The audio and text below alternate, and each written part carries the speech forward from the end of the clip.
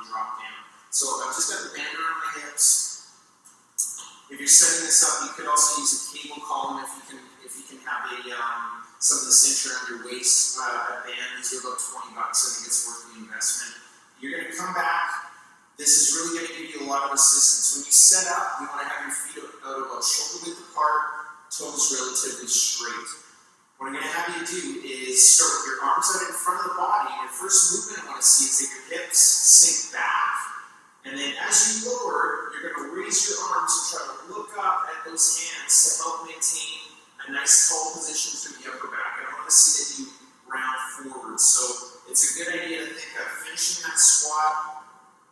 Get those arms out in front of the body, sink your hips back, look up at the hands, and I'm thinking of forcing my knees out as you drop into that squat. Going through the range of motion is really going to help you get into a deeper position. It's going to help with all the plyometric drills we do. It's going to help obviously with our squatting and deadlifting type drills that we do. The next one we're going to do is similar. We'll call this a yoga sequence. You can just use a hockey stick. We're going to have this down on the floor. Same setup we did as the last drill. We want to have your feet out about shoulder width apart. I've just got my heels resting on the stick. The first movement I'm going to do is think of hinging forward into a hamstring stretch. You're trying to stay as tall as I can. You're going to drop down. Think of keeping your elbows inside your knees. And again, I want to see those knees coming out over your little toes. This little lift, if you have a hard time with that overhead squat, is really going to help you drop down. Next move, lift one arm up, like imagining you're trying to hold an Olympic bar over your head. Look up and try to rotate back, looking at that hand, keeping it straight, still keep the knees out. Drop down, repeat it on the other side. Look up that hand, lower back down. I'm trying to keep my back as flat as I can, my knees out. And then I'm going to lift up back into that stretch. So I'll show that one more time. I'm just dropping down.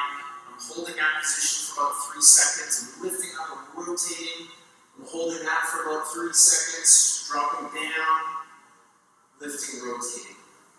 The other thing this is going to help you do is work on trying to maintain a nice vertical shin position. That's a big cue that we'll try to do both on this band exercise as well as this exercise. From a profile,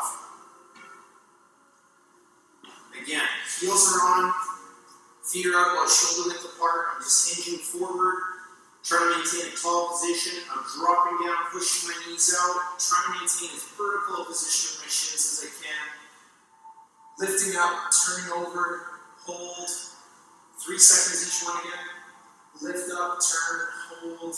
I'm keeping my knees out, and then I'm repeating that drill. I would go through that sequence at least 10 times. As you get